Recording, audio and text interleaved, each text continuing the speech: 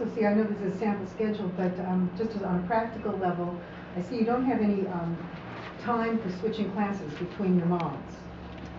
Would you be including that in your regular, in your realistic schedule, which would mean perhaps 40-minute periods rather than 45? Yes, but also... They're not all in the same location, I see. What's not in the same location? I mean, like some you have common room following each other, so they could just stay there. But others, again, they have to this change is rooms, not a very... for example, if you look at Monday afternoon, Shoshana's in the common room from period 9 through period 11, and she's doing biology, French, and English. With no break. Well, again, that might not happen. I mean, if she feels like working for 45 minutes on biology, she can work for 45 minutes on biology. If she feels like working for 15 minutes and she gets it done, she can move on to something else. She can take a break, she can go to the fridge and get a soda. She can, it's not, this is a way of our adult organized minds understanding what she's up to. Students who are used to working in this way get a lot more fluid. Yeah. I guess I have two questions. The first is, you have a building, you have costs, you have teachers, it seems like seminars, small groups. Is it really cost $5,000 a year, or is it heavily subsidized by a lot of institutions? It is going to really cost $5,000 a year when we're at full enrollment. The first 4 or 5 years until we hit full enrollment are heavily subsidized. Okay. And I guess my second question is, are you going to be highly selective with your students? Because the way you just described Shoshana with getting up, going to get a drink, coming back, finishing her studies, your average 13, 14-year-old, I don't see that. Like some kids, yeah, for sure. A lot of kids are going to be, I mean, I don't. We have a Montessori director here who I think should probably answer this question. Yes, we are going to be selective in a certain sense. We have testing which shows if students can't handle that degree of responsibility. We truly believe, and so far the testing has borne out, that most students can. And we really believe, coming out of this Montessori background, that if you give students responsibility, they grow into it. Yeah, all the way back there. Why did you choose Think Well and Rosetta Stone? I mean, there's a lot of research for instance, Rosetta Stone shows it's very good for vocabulary, but isn't good for spoken language. I'm sorry. You said. Why did you particularly choose Think Well and Rosetta Stone for teaching courses? I don't know the research on Think Well is, but I know for Rosetta Stone, there's a lot of research that shows it's good for teaching vocabulary. It's not particularly good for spoken language. So I'm just I think they've changed that.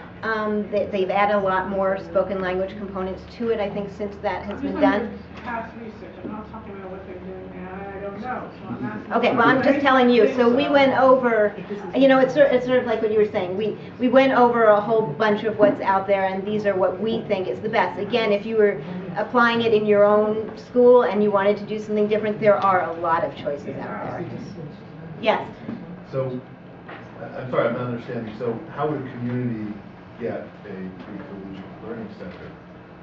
You would start it.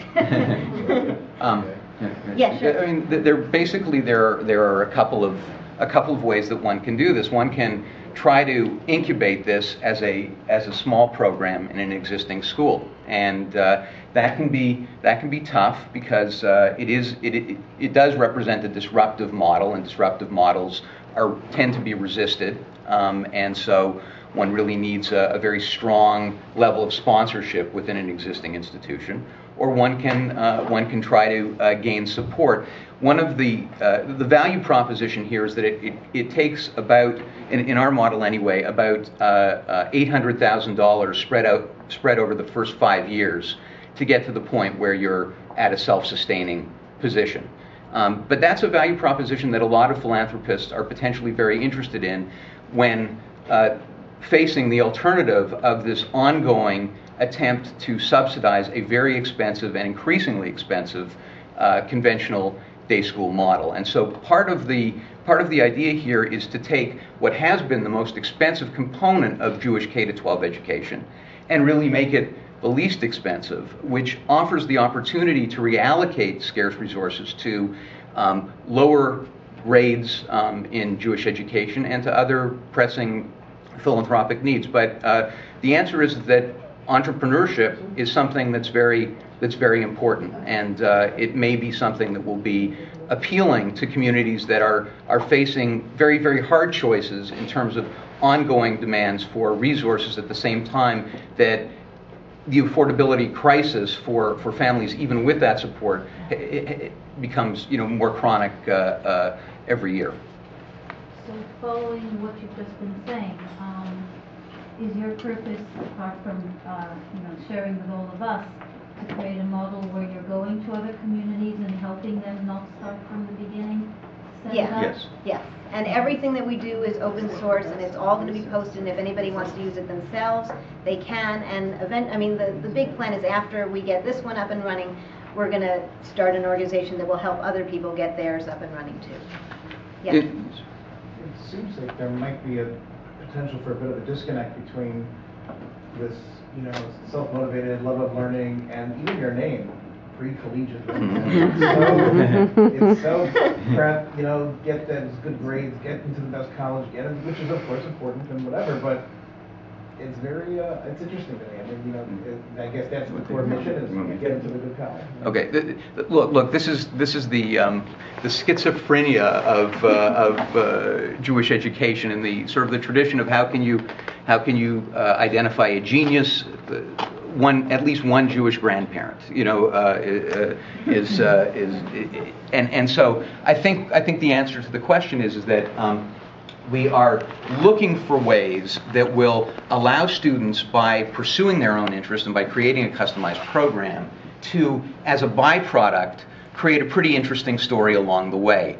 But we want to get Jewish studies untethered from the sort of the pre-college drudgery and forced march. That's part of this, and we want the teaching experiences, the learning experiences that the kids have, to be individualized, so that they can pursue things that do interest them, and so that they will have a story that they can enthusiastically tell at the end. But it's intended to be a byproduct, not a you must do this, you must do that, and you must do the following. Check off the boxes.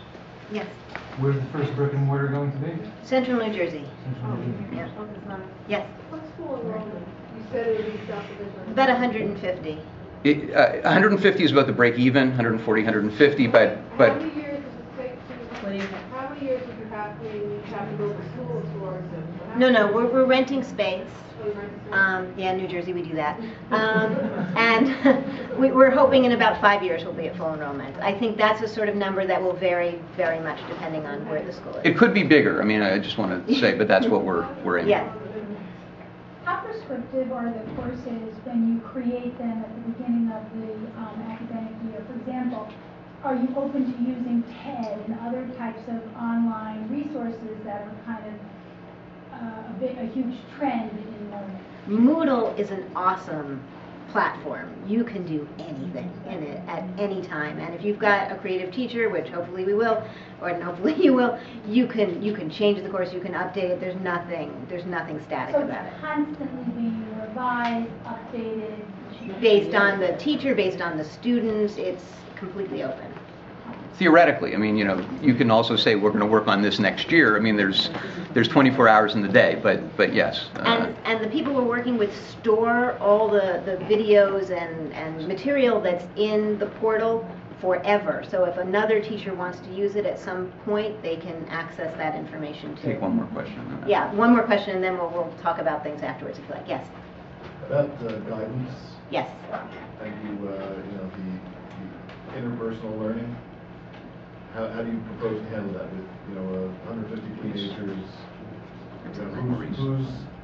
Who's sort of looking after the emotional, psychological welfare? Okay, well, we've got a number of people who are on our advisory board and are developing different pieces.